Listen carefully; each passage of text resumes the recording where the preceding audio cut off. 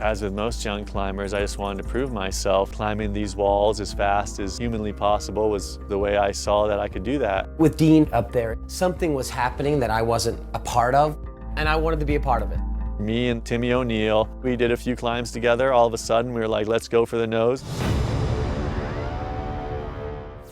Over half a century ago, the nose was first climbed by Warren Harding in a colossal siege that lasted 9 months. 2 years later, Royal Robbins climbed the same route in only 6 days. Then, in 1975, a team led by Jim Bridwell left the bivouac gear behind and scaled the entire nose route in a single day.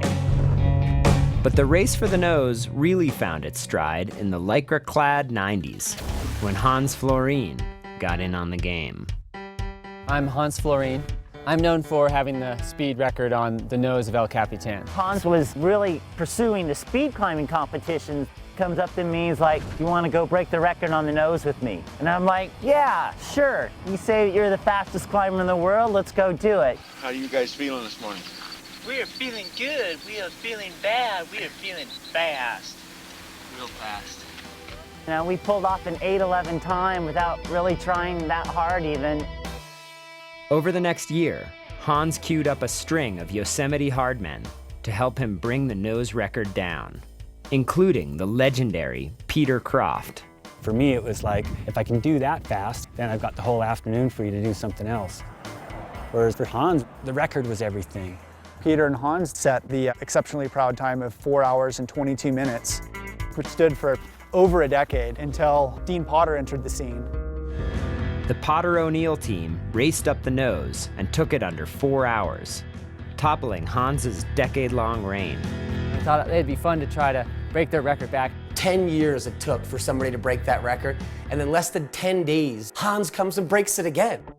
The guy was merciless. Hans thrives on competition. So the Dean are like, okay, cool, it's on, we'll answer back. So then we went back. Like 2 days after that, Dean's back up there with Timmy smashing the record again with their 3 hours and 24 minutes. Pretty like slap, slap, look, we can beat you guys for 30 minutes. It was pretty cool. And then Hans is just like, no, I'm taking it back.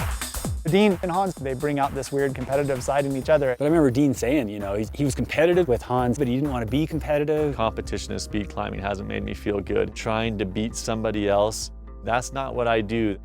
There's a perception by people out there that there was friction between me and Dean, of which, you know, there was. You take an already tense situation, speed climbing, and then you add the focus of the media. Unbelievable, Hans. Welcome to Conversations. You've got to be kidding me. And it just becomes too much. With Hans, it was like this little dog humping my leg. And I hated the fact that it brought out the little dog in me. Dean comes from a background of climbing very soulfully. Competition like that, I haven't found a healthy place for it. I think Hans has. Yeah, competition, I believe, is super healthy. As much as people like climbers aren't competitive, they're competing with the rock or with themselves. It's a bunch of, you know.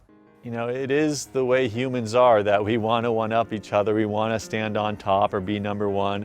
But I started climbing to remove myself from that. At a certain point, I just pulled back and I was like, nope, speed climbing is not for me.